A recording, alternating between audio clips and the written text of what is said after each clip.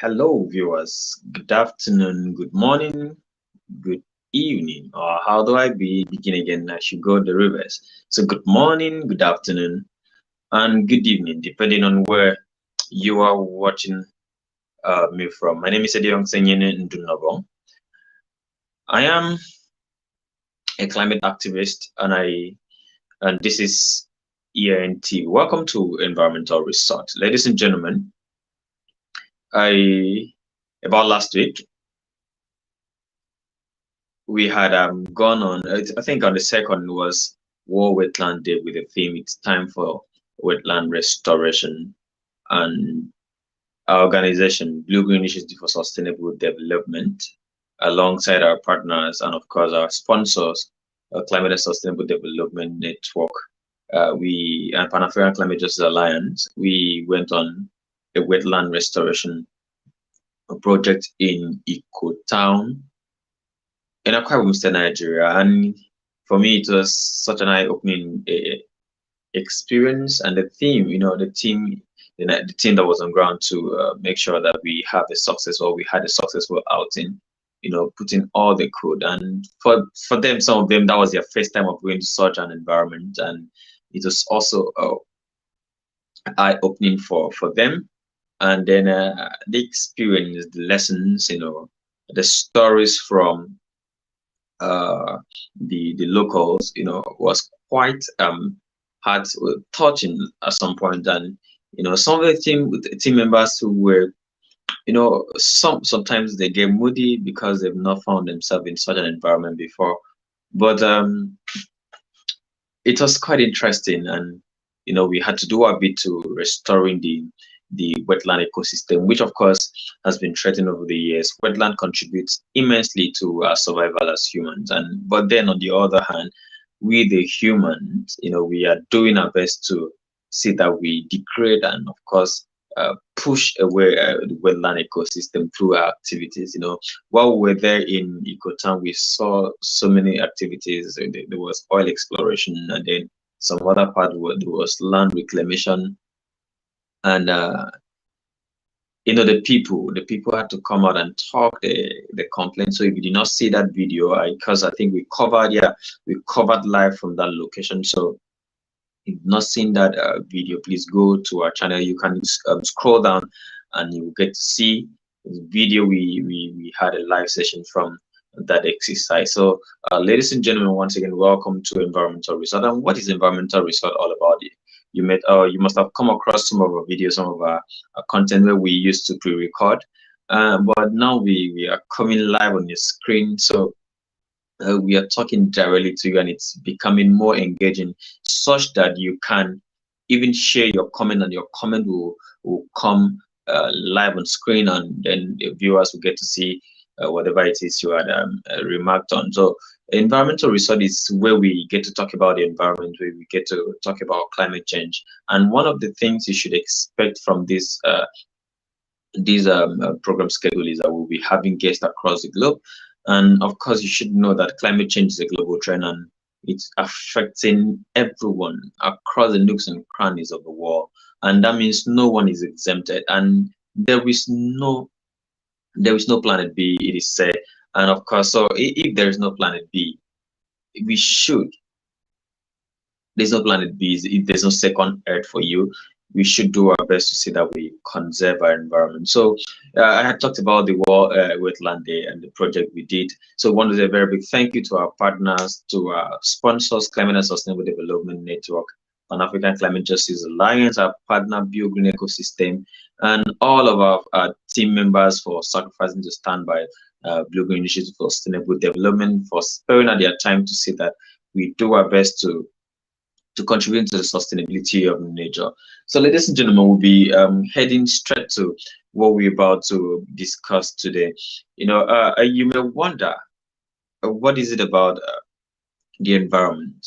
And I will put it to you that without the environment, there wouldn't be you, except maybe God would have created, had a way of creating somewhere else to place us. But without the environment, and of course, you should know that you are a critical component of the environment, then it's incumbent on us as a people, as human, to see that we conserve, we protect this environment. But unfortunately, just like I had mentioned while I was talking about the World Wetland Day, we as human, through exploitative nature, tends to degrade the environment, tends to take more than we should take from the environment, with the mindset that you know that nature is infinite. Nature can never be over consumed, over exploited and stuff. That we cannot take too much from nature, but that's all not true.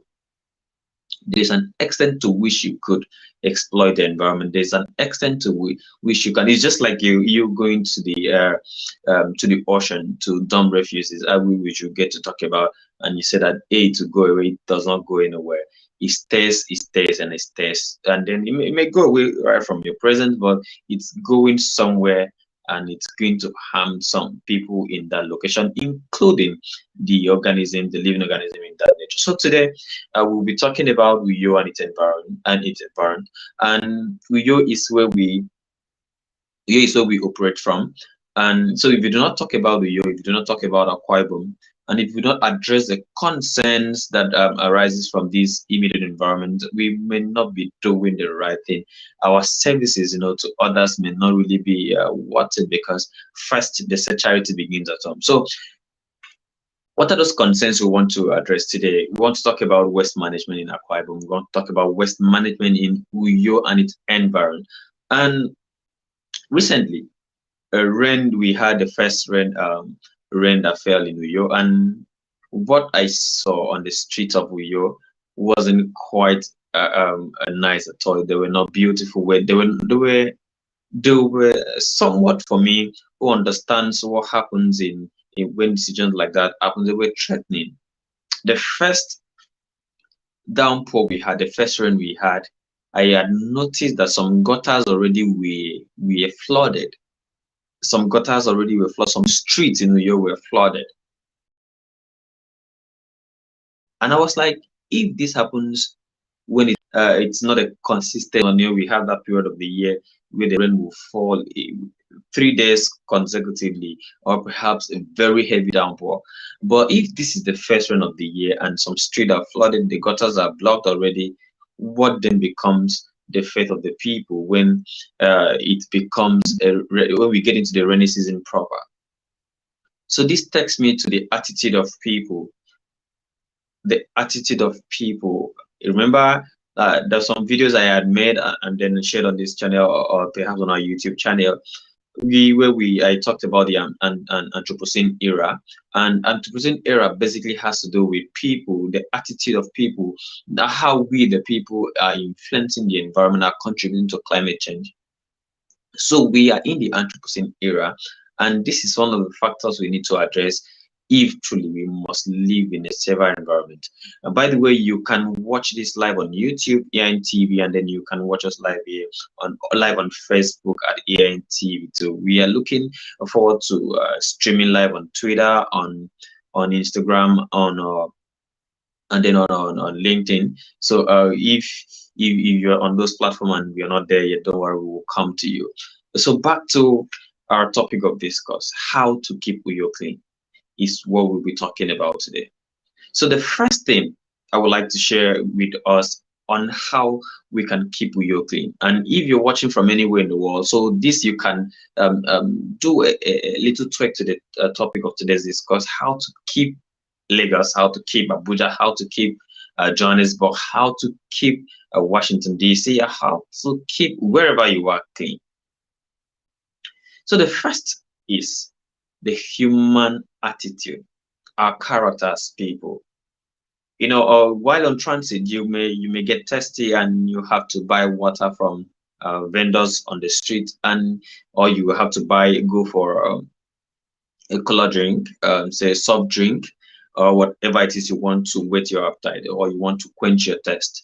And just after drinking, after gulping in the substance, the content of whatever it is, whether it was a nylon sachet or whether it was from the PET bottle, and the next place you find to dispose of that waste is the gutter by the roadside, or you just throw it on the roadside. We need to change that attitude. So if we must be conscious about this, if you are conscious really about protecting the environment, the first thing to do is when you are testing and then you unavoidably you didn't go out with your water bottle, so you have to buy patronize the vendors. You must be conscious about how you manage that waste. If you travel with a bag, please put it in your bag so that when you get to a proper waste disposal site, you can throw it there. Or if you did not travel with any bag or journey with any bag, you can carry it in your hands till you get to a government designated dump location where you can always where we have waste bin, and then you dump your refuse. That way it does not take anything from you, but then it adds to you because the people watching you, oh wow, this man, this woman, this boy, this girl, so you're this decent, you're this clean, that you wouldn't want to litter the environment. Now this brings me back to a man, I principal while we were in secondary school. His name CM Asoka. This man taught us without really having to come to the classroom to teach us. If he walks on the school campus and he sees any litter not consumed by him, say a piece of paper, a nylon bottle, he will come down from the high seat of the school principal to pick those things and take them to the designated school dumping site, or where we have the refuse bin. And as a principal, then he made sure that we have refuse bin in strategic locations where these things can be done. But as students, there will always be some set of people who will be deviant against instructions and stuff. So, but we learned from him how to keep the environment tidy, how to keep the environment clean. And with this, we're able to control outbreak of disease. I can't remember throughout our stay in school we had outbreak of any sort. So you see, and this was a school that was well populated, so that even if you go back to the hostel 1 week after resumption, you will not find a bunk space to keep your form. So you see, so it's in our characters, it is in our nature as human, and to always go against some rules and stuff. But if you imbibe this attitudinal change and say that we keep to this rule, we would have kept our environment, successfully kept our environment clean. Now, Akwa Ibom or Uyo generally has been adduced to be one of the cleanest cities. Yes, I accept and I admit that, but we must do more. Now there's a strategy I shared somewhere which I would love to it to come on officially here. I tag it on a street campaign, or yeah, however you want to put it in your own language. And I had shared this with someone who happens to be from the Akwa Ibom State Waste Management Agency without a fee, because ours is to make sure we live in a sustainable, in a clean and safer environment. Now, what this does is I was trying to share the opinion that there's no point, or I'm the opinion that there's no point locking people in their homes with the sole aim of doing environmental sanitation almost every last Saturday of the month, and you find out that in the end there was nothing really done. And so, how about we do adopt a street strategy, where every vendor on that street, if you own a shop, if your house is on that street, you make sure that the front of your shop, the gutters in front of your shop, the gutters in front of your house are tidy 247, so that if and then if the officials, if people, if this will lead me to some other thing I will get to share. If someone or anybody at all passes across your shop and sees any dirt of whatever sort in the gutter in front of your shop, you may be fined for it. Now, how do you even stay comfortable selling, particularly those guys that sell food? Even the people that do makeup, that do hairstylists, and whatever it is you're doing, and the gutter in front of your shop is filled to the brim, and you do not do a thing about it. It's even so disgusting that some people will turn that waste or that gutter into where they burn their refuse, contributing even more to the climate issues we are talking about. So what I will share here is we adopt a street ownership campaign, where everyone on that street owns the street gutters, keeps them clean. And if with this, now let me share what I had wanted to share earlier. With this, we move into. I had sat in a meeting where the management of the Akwa Ibom State Waste Management Agency, talked about having I think the sanitation police, where so these guys now their duty would be to go around streets and people whose shops gutters, whose shops or houses, the front of their houses are gutters are filled up, will be arrested or something. Fine, however they want to, do a policy document around that so that it will be binding on the people would have been adopted. And with this, I bet you will find out that the street of your way you cannot reach would be would be clean always. And I shared this opinion somewhere, and someone raised a thought, said, "What about those streets that are not inhabited by people?" I said, "Yes, that is why the agency is there, and that is why they kind of they are being paid. That's how they are earning salaries. So go into those streets, do your job, and while you're doing that job, you make sure you go into the street that the people or the inhabitants have already actually owned up to clean, and make sure you pack the refuse, because at times, after the monthly environmental sanitation exercise, you find out that the street there to be there on the street for weeks again, even for days, and even for into 2 weeks. So you see, in the end, what was dissealed from the gutter will now fall back into the gutter, causing even more menace.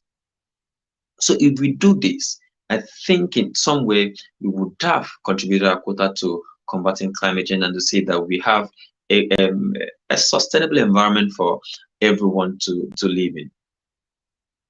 Ladies and gentlemen, you may want to share your thoughts. And I asked a question, I did a post some time ago asking, what is that challenge? How is it in your area? You're living around with you, so we can amplify our voices together. What is it in your area that you would love to address with regards to the environment?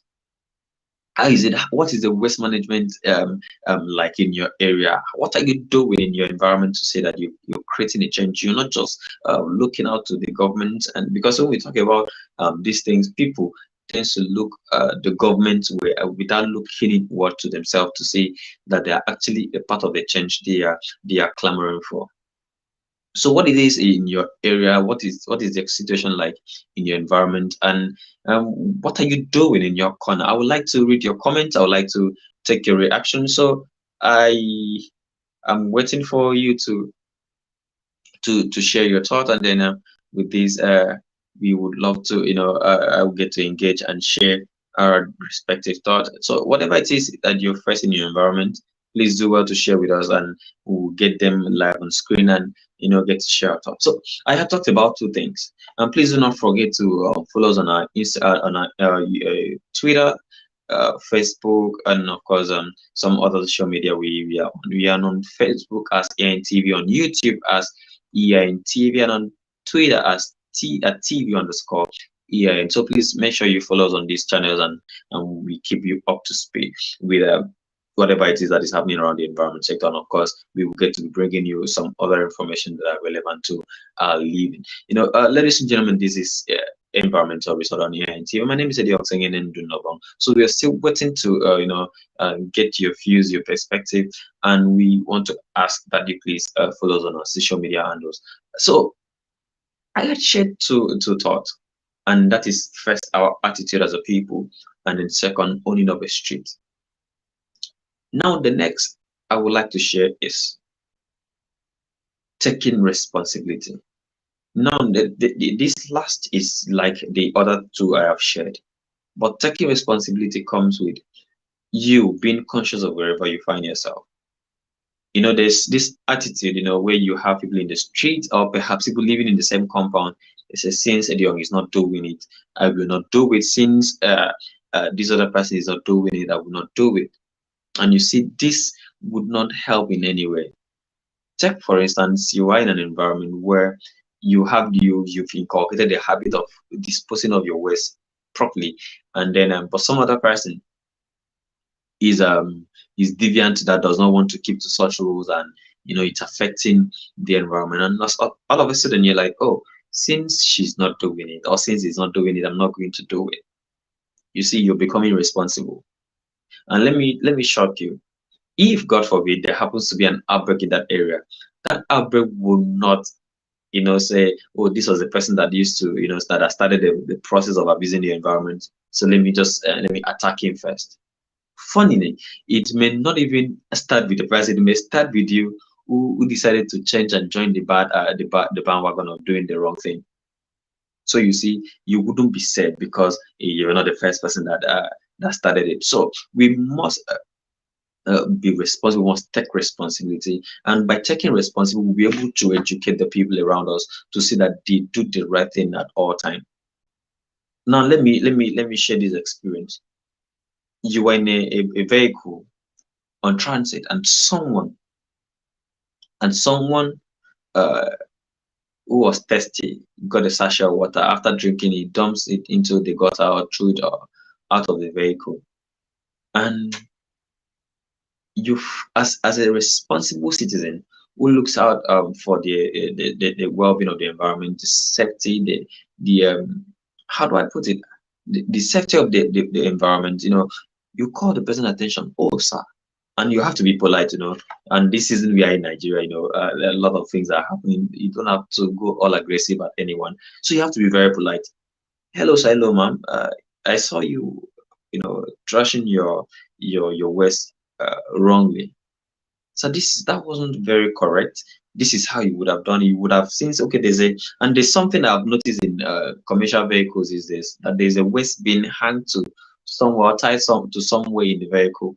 You dump your trash there, and you're fine. So you educate the person, and that way you are contributing. In fact, you build something in the subconscious of that person, so that when next he or he is trying to exhibit such act, you remember, oh, it could be this person that is sitting beside me. Is like that other person the other day. Uh, I don't want anybody to preach to me again today. So that way, you are building an attitudinal change in the society. You are contributing your quota to see that everyone does the right thing. So today we've shared about three things, or three things that we should do as a people to see that we keep our environment clean, that we keep Uyo clean, that we keep Nigeria clean, that we keep wherever you are clean. First is your attitude as a person. So you adjust your attitude, you change your attitude, if need be, to see that you have the right attitude towards waste disposal. Do not dump your waste, your refuse into the gutters. Do not. I will get to share something before we wrap up this session. And then the second is the On the Street campaign I had shared, and I hope that the right authorities, the people who are managing that agency, will get to do something about it. And then the last happens to be the taking of responsibility. Now, something happened in Nigeria, and I think some other West African countries last year, and it was quite devastating. In Nigeria, we lost, I think, about um, I think 600 or so people, with hectares of land and farmlands being destroyed, and that was a flood. These things were that flood was avoidable if we, as people, are taking responsibility. When you block the waterways, you are inviting flood into your home. You are inviting the flood water into your farm. You're inviting the flood water into your shop. So you do not have to block the waterways. I think I will get to talk with an expert on this, and I'll bring an expert to share his opinion on this. I just mentioned something very critical. A lot of people, out of maybe, they just want to build, they want to resident, then they get to raise structures on waterways. There are designated areas in every city where it's for erosion control, flood control, where they channel water through. But maybe out of ignorance or out of desperation, you get to build on this place. You are obstructing the flow of water, and with this, when it rains or when such disaster occurs, you will be among the first person to be affected. So please do not build on waterways. Do not block waterways in whatever, whether by building or by whatever means. Do not block the waterways. Do not, at all costs. So, ladies and gentlemen, I want to believe that you've learned something today. And please, if you're not following us on any of our channel, on Twitter we are TV_EIN, and on Facebook we are EIN TV. On YouTube we are EIN TV. Please make sure you follow us, share this video. Somehow, someone somewhere will get to learn. This is environmental research, and with this few points of mine, I would like to be saying bye bye from here. My name is Ediong Singing and Dunobong. Do your best to keep your environment clean, and do your best to make sure you live sustainably in harmony with nature. See you on our next episode. Good night.